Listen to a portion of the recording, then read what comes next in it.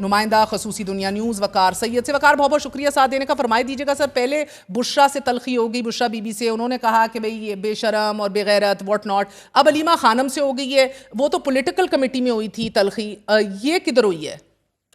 شکریہ میڈم۔ پہلی بات تو یہ کہ جو سلمان اکرم راجہ صاحب کا آج کا استعفیٰ یہ پہلی دفعہ نہیں ہے، یہ ایک منتھ میں 3 دفعہ استعفیٰ، یعنی ایک دفعہ دھمکی دے چکے ہیں اور آج تیسری اٹیمپٹ ہے کہ باقاعدہ طور پہ استعفیٰ دے چکے ہیں۔ اچھا، یعنی تھوڑا سا اگر میں آپ کو اس پہ بریف کروں،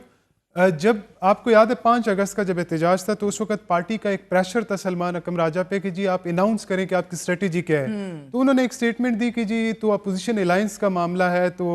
وہی اس کو لیڈ کرے گی۔ ایگزیکٹلی۔ اس کے بعد انہوں نے جو صاحبزادہ حامد رضا صاحب ہے ان کو فون کر کے کہا کہ جی آپ پریس کانفرنس کریں اور آپ اناؤنس کریں کہ جی آپ اس کو آن کریں۔ انہوں نے کہا کہ جی یہ تو پی ٹی آئی کا احتجاج ہے، یعنی وہ کنفیوژن آپ نے بھی دیکھی ہم نے بھی دیکھی، تو وہاں پر بھی انہوں نے مصطفیٰ نواز کھوکر بلہ واپس پھینک رہا تھا، کبھی یہ ادھر پھینک رہے تھے، لیکن وہ الٹیمیٹلی ہوا کیا کہ راجہ صاحب نے ان کو کہا کہ جی میں تو استعفیٰ دے دوں گا۔ انہوں نے کہا دیں، مطلب اب صاحبزادہ حامد رضا ان کی اپنی ایک جماعت ہے، چاہے وہ الائز ہے سنی اتحاد کونسل کے۔ اس کے بعد ہوا یہ کہ پچھلے جو ہفتے ملاقاتیں تھیں اس میں انہوں نے خان صاحب کو پیغام بھیجوایا کہ جی میں یہ معاملہ اب مزید نہیں چلا سکتا، تو لہٰذا آپ اس طرح کریں کہ جی مجھے کسی اور کو سیکرٹری جنرل بنائیں اور مجھے پارٹی کے ساتھ جو لیگل ان کا کام ہے اس کے ساتھ کام کرنے دیں۔ بہرحال وہ ان کو ریجیکٹ کیا گیا، اور اس کے بعد جو اطلاعات اصل جو ایشو آ رہا ہے سلمان اکرم راجہ صاحب کے ساتھ وہ یہ ہے کہ وہ سوشل میڈیا کا پریشر نہیں برداشت کر پاتے، اور اگر اس سے تھوڑا سا بڑھ کے میں آپ کو بتاؤں تو پی ٹی آئی کا جو سوشل میڈیا ہے وہ پریکٹیکلی اب علیمہ خانم کے ہاتھ میں ہے۔ یعنی زیادہ تر آپ نے ایک چیز دیکھی ہوگی کہ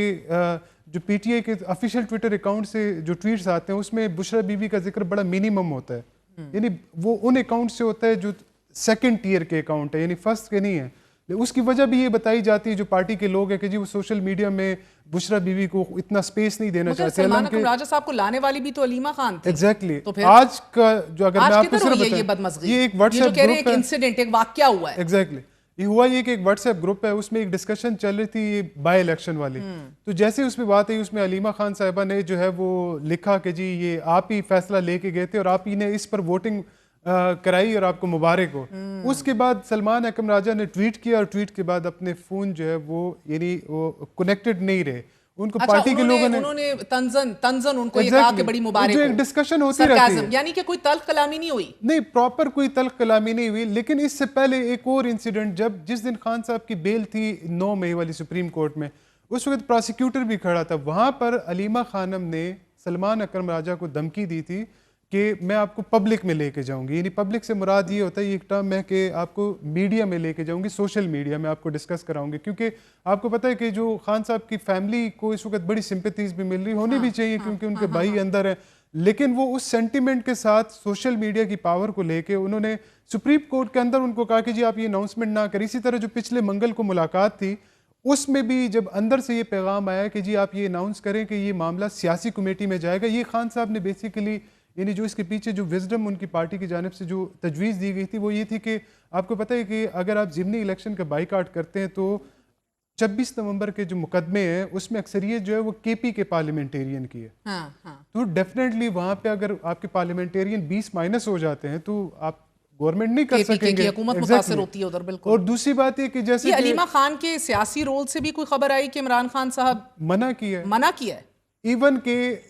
آج سے کئی مہینوں پہلے خان صاحب نے پی ٹی آئی کی جو مین لیڈرشپ جب ملاقات کے لیے جاتی تھی پراپر جمعرات کے دن، تو خان صاحب نے کہا جی باہر آپ چلے جائے اور آپ اعلان کر دے کہ علیمہ خان کا پی ٹی آئی سے کوئی تعلق نہیں ہے، وہ ایز اے سسٹر، یعنی وہ تو خود بھی یہ بات کرتی ہے، مگر ابھی علی بخاری کو بھی مجھے خبر ملی ہے سر کہ ان کو بھی کہا ہے کہ آپ ان کو کہیں کہ جی اپنا رول محدود رکھیں اور آپ صرف ادھر تک رکھیں کہ ایز بینگ اے سسٹر جو میڈیکل کنڈیشن ہے، جو جیل میں جس طرح مجھے رکھا جا رہا ہے آپ اس پہ بات کریں۔ تو خان صاحب یہ چاہیں گے بھی نہیں کہ یہ پوچھا جائے کوئی سیاسی معاملے یا ضمنی انتخابات کے حوالے سے کسی واٹس ایپ گروپ پہ؟ بالکل، وہ یہ کہیں نہ کہیں آپ کی رپورٹنگ سے اور باتوں سے مجھے لگ رہا ہے کہیں نہ کہیں چھٹکارا چاہ بھی رہے تھے سلمان اکرم راجہ صاحب۔ دیکھیں سلمان اکرم راجہ صاحب میں نے آپ کو کہا 5 دفعہ یعنی پہلے کر چکے ہیں وقار، یہ 4-5 بڑے عہدوں پہ ہیں، یہ لیگل کمیٹی کے ہیڈ بھی ہیں، یہ سیکرٹری جنرل بھی ہیں، آپ فوکل پرسن بھی ہیں، ترجمان اور کوارڈینیٹر بھی ہیں، آپ یہ تمام تر عہدے خالی کر دیں گے؟ میں آپ کو اس کو تھوڑا سا میں اگر آپ 1 منٹ دیں، دیکھیں پاکستان تحریک انصاف کے اندر دو ونگ ہے اس وقت, ایک وکلا کا اور ایک پولیٹیکل لوگ ہیں. جو پولیٹیکل لوگ ہیں وہ نہ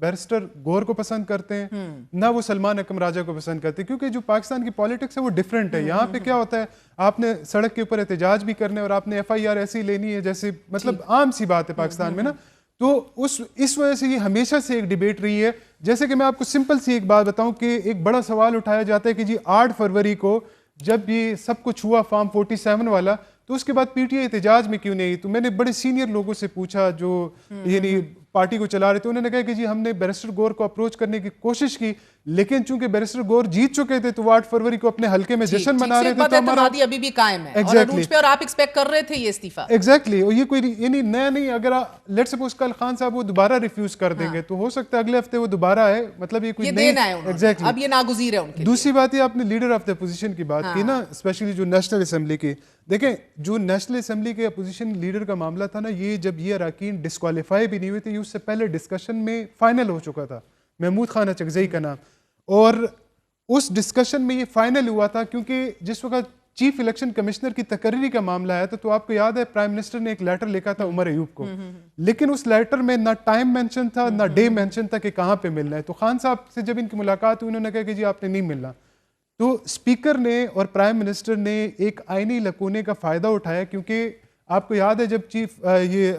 سکندر سلطان راجہ صاحب آئے تھے تو اس وقت بھی شہباز شریف کی اور عمران خان کی کوئی ملاقات نہیں ہوئی تھی, بلکہ وہ